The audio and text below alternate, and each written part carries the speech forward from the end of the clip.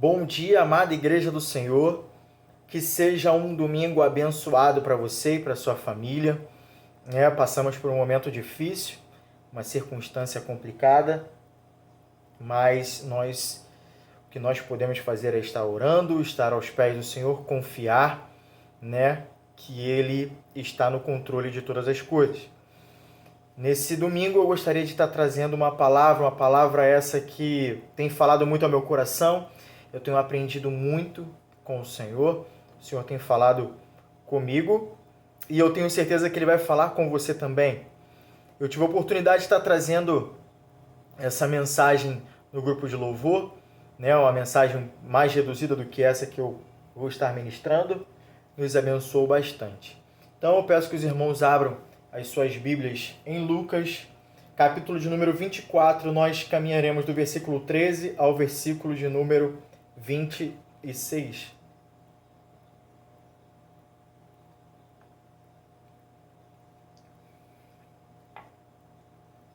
Diz assim a palavra do Senhor.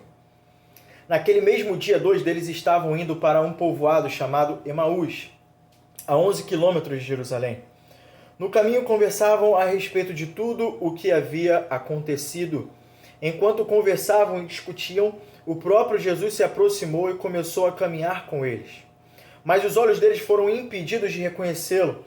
Ele lhes perguntou sobre o que vocês estão discutindo enquanto caminham. Eles pararam com suas faces entristecidas. Um deles, chamado Cleopas, perguntou-lhe: você é o único visitante em Jerusalém que não sabe das coisas que ali aconteceram nestes dias? Que coisas? Perguntou ele. O que aconteceu com Jesus de Nazaré? Responderam eles.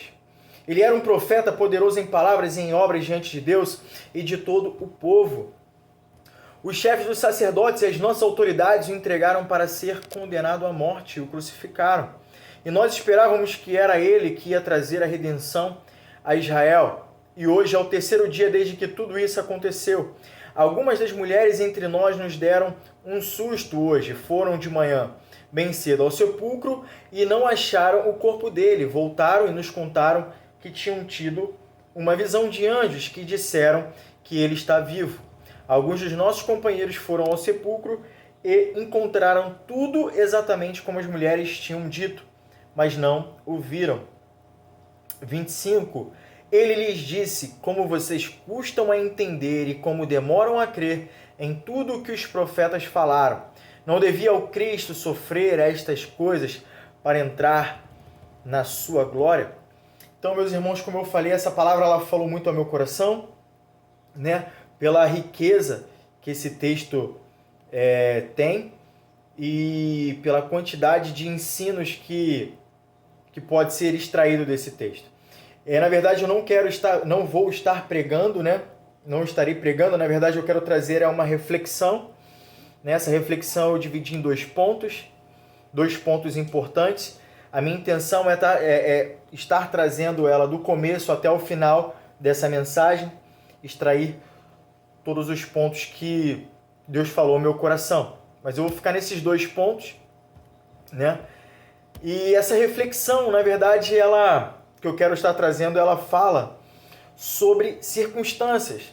Circunstâncias essas que conseguem influenciar naquilo que acreditamos. Dependendo da circunstância, acabam influenciando na nossa crença, na nossa fé, Mas elas não conseguem influenciar nas promessas de Deus, nas promessas que Deus tem para a sua vida, nas promessas que Deus tem para cada um de nós. Então, eu vou estar expondo alguns versículos, não todos, Eu vou começar pelo versículo de número 13. Versículo de número 13 diz assim: naquele mesmo dia, 2 deles estavam indo para um povoado chamado Emaús, a 11 quilômetros de Jerusalém. Quando a palavra se refere a 2 deles, ela se refere a 2 dos discípulos. Não um dos 12. Dos 12 que mais conhecemos, os mais conhecidos são os 12. Mas muitos, 2 dos muitos que conheciam e seguiam a Jesus. Não eram só os 12 e que acompanhavam a Jesus durante o seu ministério. A palavra, inclusive, vai falar em algum ponto, em algum momento do ministério do Senhor, ele envia 72 discípulos para eles estarem curando, anunciando, né, que o Filho de Deus veio para salvar, expulsando demônios, né? Tudo isso em nome do Senhor. Ele envia esses 72, são 72 discípulos que participam do ministério do Senhor. Então, enquanto Jesus esteve como homem entre nós, além dos 12 conhecidos discípulos, muitos outros seguiam a Jesus e também haviam deixado tudo e todos, incluindo esses dois mencionados, em que nós lemos. E a palavra fala que um deles é chamado de Cleopas. Então a palavra começa falando que eles estavam trilhando um caminho em direção a um povoado chamado Emaús, em que eu acredito que Emaús pode ter sido a terra natal desses homens. Terra essa que esses homens deixaram para trás. As pessoas que moravam nessa terra, talvez seus familiares, eles deixaram para trás para seguir aquele em quem aqueles homens acreditavam, ou seja, Jesus, né, durante o seu ministério. E quando nós entramos no versículo de número 14, a palavra é bem específica ao mencionar que no caminho conversavam sobre tudo o que havia acontecido. A palavra nos fala que eles conversavam. E quando nós chegamos e vemos o versículo 15, a palavra diz que além de conversarem, eles estavam discutindo. E o significado de discutir no grego é inquirir, ou seja, um inquiria o outro. É como que se um falasse ao outro com perguntas e o outro respondesse com uma outra pergunta, sem qualquer resposta. Ou seja, eles estavam completamente desorientados com tudo que estava acontecendo, né? E no contexto do que havia acontecido ou que estava acontecendo, em breves palavras, pois nesse período muitas coisas aconteceram, Jesus, ele havia sido entregue, Jesus havia sido humilhado, Jesus havia sido rejeitado, Jesus havia sido ferido, crucificado, Jesus morreu, mas ao terceiro dia ele ressuscitou. Mas para esses dois discípulos, Jesus ainda estava morto. Mas por que, Rafael, você fala que para eles Jesus ainda estava morto? Eles não tinham acreditado nas mulheres que haviam voltado do túmulo e falaram que Jesus havia ressuscitado. No capítulo de número 24, nós lemos do 13 ao 26. Logo acima do texto que nós lemos, fala sobre as mulheres que foram ao sepulcro e tiveram a visão, né, dos anjos. Inclusive, eles mencionam que essas mulheres de fato falaram com eles e eles presenciaram essa fala. E para ser mais preciso, se você quiser anotar, em Mateus capítulo de número 28, versículos de número 9 e 10, Jesus de fato aparece para Maria Madalena e para outra Maria, e pede para que os discípulos o encontrem na Galileia. Ou seja, se alguém estava sem rumo nesse momento, por conta da morte de Jesus, o próprio Jesus, ele começa a direcionar para onde os seus discípulos deviam ir, ou deviam o encontrar, agora, né, ressurreto. Mas como nós lemos, esses dois dos discípulos não acreditaram, nem no rumor de uma notícia boa, nem o rumor de algo que eles estavam esperando. E de fato eles escutaram que Jesus poderia estar vivo, eles escutaram que de fato Jesus poderia ter ressuscitado, e eles estavam esperando por isso, mas eles continuaram incrédulos, mesmo com a notícia, né? Nem mesmo o boato, como a gente diz, né, no nosso linguajar, fizeram aqueles homens mudarem a sua condição de incredulidade.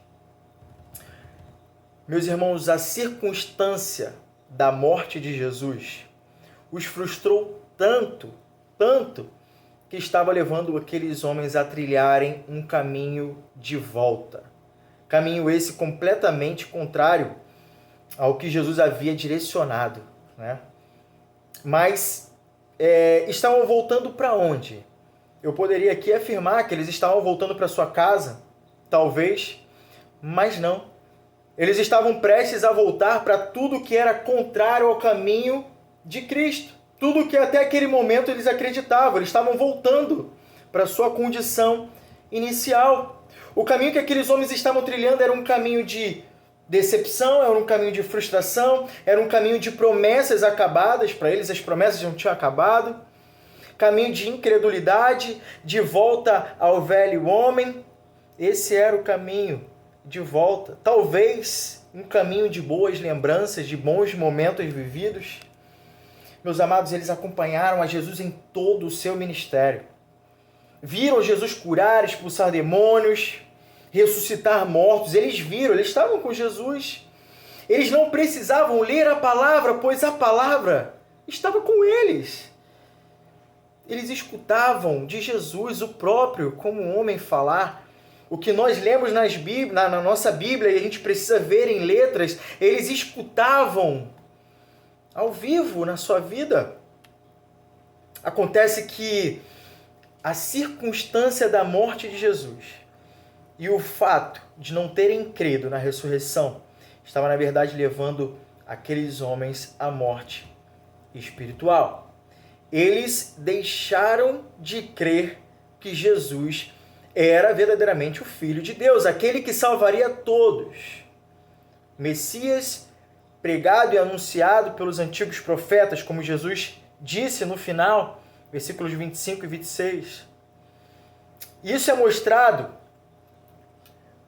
que eles deixaram de crer nos versículos de número 18 e 19 do capítulo 24. Olha o que diz a palavra do Senhor. Um deles, chamado Cleopas, perguntou-lhe: você é o único visitante em Jerusalém que não sabe das coisas que ali aconteceram nesses dias? Que coisas? Perguntou ele. O que aconteceu com Jesus de Nazaré? Responderam eles. Ele era um profeta, poderoso em palavras e em obras diante de Deus e de todo o povo. Então eles começam a dar características de Jesus. Eles não sabiam que era Jesus. O Espírito impediu que eles reconhecessem que era Jesus, aquele em que eles estavam conversando naquele momento. E eles começam a dar as características de Jesus. E eles começam falando que Jesus era um grande profeta. Ok, está certo. Ele era um grande profeta. Como muitos foram, Elias também foi, Eliseu também foi. Profeta esse poderoso em palavras e em obras. Ok, também.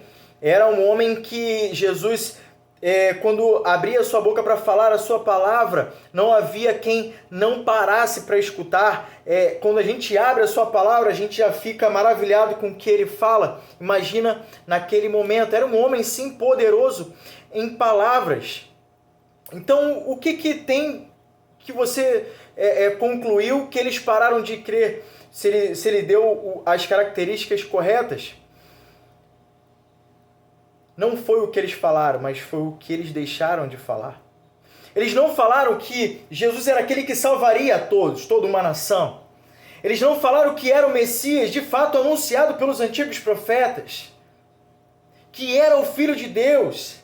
Aquele a quem do céu se ouviu falar: este é o meu filho, quando João Batista ele vai batizar a Jesus.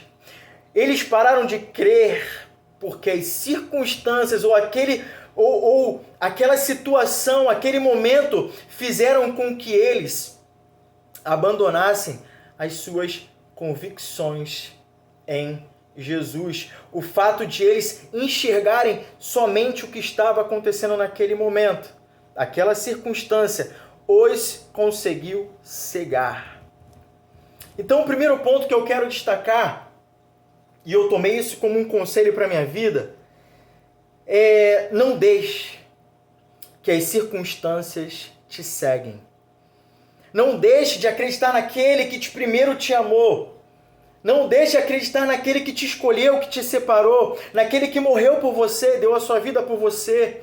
Não deixe que a situação difícil, seja ela qual for, te impeça de trilhar o caminho correto e abandonar a fé que Deus colocou nos nossos corações através da sua palavra.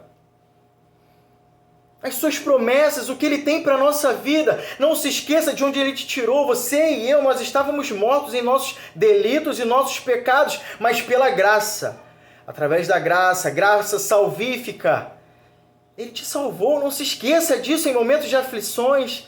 Não se esqueça disso em circunstâncias difíceis.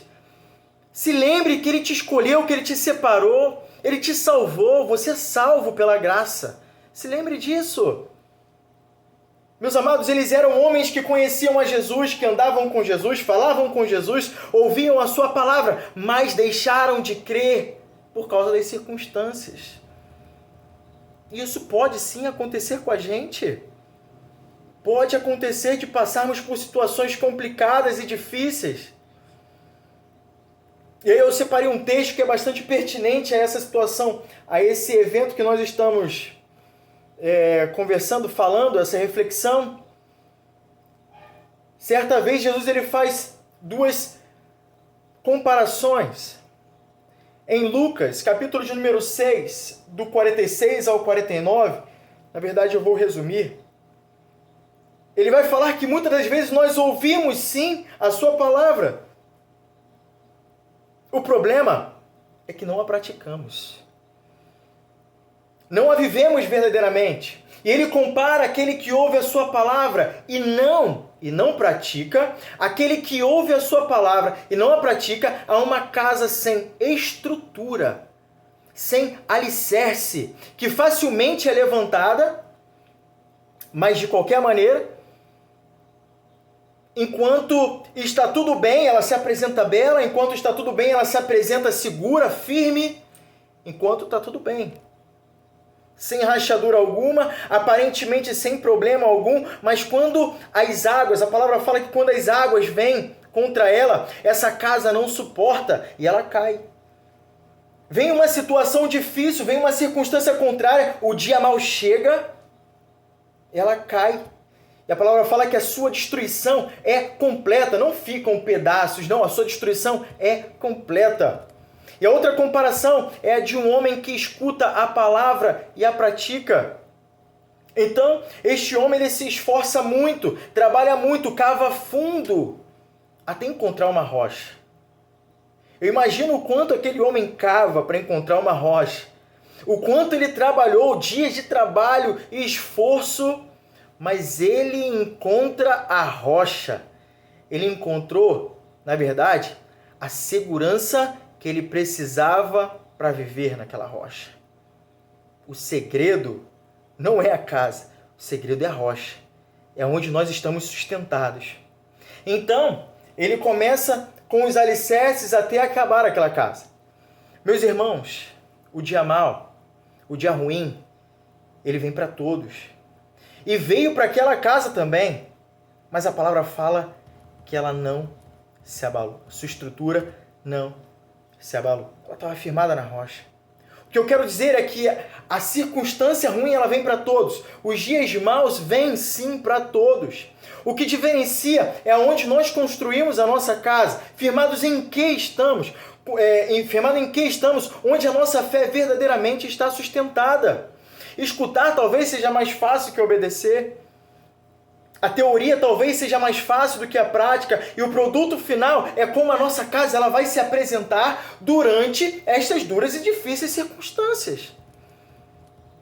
Tem um louvor que talvez, quando a gente fala sobre circunstâncias, a gente canta, a gente louva lá na igreja, e diz sobre circunstâncias, ele diz que circunstâncias não alteram as promessas do Senhor. Circunstâncias não alteram as promessas do Senhor. Isso é uma grande verdade. Circunstâncias não alteram as promessas do Senhor. A circunstância de Israel ter passado 40 anos no deserto não mudou a promessa de Deus que Deus tinha para aquele povo de herdar a terra de Canaã. A circunstância difícil que você está passando ou pode vir a passar não vai mudar a promessa que o Senhor tem na sua vida. Não vai mudar a promessa que o Senhor tem para cada um de nós de uma nova Canaã celestial para mim e para você. Não vão mudar, não importa a circunstância que você esteja passando. Somente creia. Creia nas suas promessas. Creia que Ele morreu por você.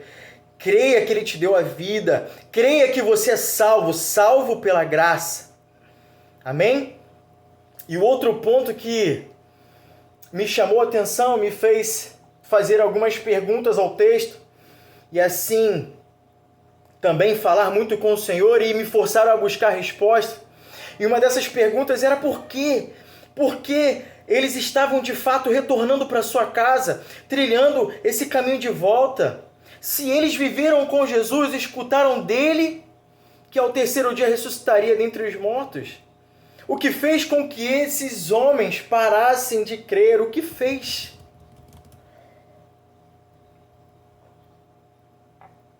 E a resposta ela não foi difícil de ser encontrada. Na verdade, muitos de nós fazemos o que aqueles homens fizeram. Essa resposta está simplesmente na perspectiva que aqueles homens tinham em Jesus. Verdadeiramente naquilo que eles esperavam de Jesus para as suas vidas. E isso faz muita diferença nos momentos ruins ou nas circunstâncias adversas. O fato de entender em que está ou no que está a minha expectativa em Jesus nos farão de fato seguir o caminho de volta ou avançar em direção a Cristo. Seguir o caminho que Cristo quer que nós sigamos. Jesus de fato apareceu no caminho daqueles homens e caminhou com eles. E nesse caminho, Cleopas confessa, aqueles dois homens, eles confessam o que eles esperavam de Jesus. Acompanhe comigo, olha o que é falado no versículo de número 21. E nós, os dois, esperávamos que era aquele que ia trazer a redenção a Israel. E hoje é o terceiro dia desde que tudo isso aconteceu. Eles esperavam que Jesus fosse um revolucionário que acabaria com o jugo de Israel, imposto pelos romanos, sentaria no trono de Israel, reinaria sobre Israel. A perspectiva daqueles homens em relação a Jesus, ela estava somente relacionada no que Jesus poderia fazer para a vida deles e para o Estado de Israel. Eles limitaram o poder de Deus para a vida de todos na terra. Você já parou para pensar? É um momento de reflexão, né? Seja sincero com você e responda para você o que você tem esperado de Jesus. Será que eu sirvo a Jesus pelo que Ele pode me dar nessa terra? Será que a minha expectativa estão nos planos que eu tenho feito e eu sei que Jesus ele pode concretizar esses planos? Ou talvez naquele bem que eu tenho tanto esperado e tenho colocado diante do Senhor e eu tenho ficado firme até conseguir aquele bem? Ou talvez os planos que eu tenho para o meu filho ou para a minha família, eu tenho plano, será que eu tenho colocado Jesus e me sustentado em que Jesus pode fazer isso e é somente essa minha expectativa nele, no que Jesus ele pode fazer para mim, por mim nessa terra? Você já parou a pensar em que de fato está baseado a sua perspectiva ou no que você espera de Jesus? Agora, uma coisa é certa. Se nada do que você espera de Deus para a sua vida, para essa vida terrena, aqui na terra, acontecer, se nada disso acontecer, eu digo em relação ao que esperamos dessa terra, pode ter certeza que nós estaremos decepcionados como aqueles homens estavam. Meus irmãos, o que eu quero dizer é que enquanto as nossas expectativas estiverem nesse mundo, ou o que este mundo pode nos proporcionar, estamos fadados a trilhar o mesmo caminho que aqueles discípulos estavam trilhando. Enquanto a sua perspectiva estiver nessa terra, ou nos planos que você tem traçado, naquilo que Deus pode fazer ou não, pelo que é, Quer dizer que não temos compreendido de fato o Evangelho que nós lemos. E pode ser que estejamos como esses discípulos, completamente desorientados e fazendo um caminho de volta. Mas Jesus, ele apareceu no caminho daqueles homens. Independente do que você crê, independente da tua expectativa, independente do que você espera, ele aparece para você no caminho. Seja o caminho que você estiver fazendo. Ele continua a nos encontrar no caminho. Ele continua a ministrar a sua palavra no caminho. Seja o caminho que você esteja fazendo, ele vai aparecer a você. O Espírito Santo vai falar a você. Então, o segundo ponto e o segundo conselho que eu tomei para a minha vida é que eu preciso colocar a minha expectativa somente no Senhor. Somente nele, na promessa que ele tem para as nossas vidas, que não está relacionado com nada nesse mundo, nada. Jesus, ele não veio pelas minhas necessidades particulares, ele não veio para isso. Ou para assumir um trono terreno no lugar dos romanos, ele não veio também para isso. Jesus, ele veio para que através da sua morte os nossos pecados pudessem ser perdoados, mesmo sem merecer esse perdão, mesmo sem merecer. Isso só acontece mediante a sua graça. E assim nos tornamos, de fato, elegíveis a entrar na glória para estarmos com o Pai. Lembre-se disso. Coloque a sua expectativa no Senhor. As nossas expectativas podem ser frustradas aqui nessa terra. Enquanto nós colocamos o nosso pensamento, as nossas forças naquilo que o Senhor pode nos dar, e quando acontece de o Senhor não nos dar, ficamos frustrados como aqueles homens ficaram. Coloque a sua expectativa somente no Senhor, só olhe para o céu, na promessa que Ele tem para você. Continua a fazendo a sua vontade. Continua obedecendo. E eu quero fechar essa reflexão com o livro de Efésios, capítulo de número 2. Vamos ler do versículo de número 1 ao versículo de número 8. Eu tinha separado do 4 ao 8, mas nós vamos ler do versículo 1 ao versículo de número 8.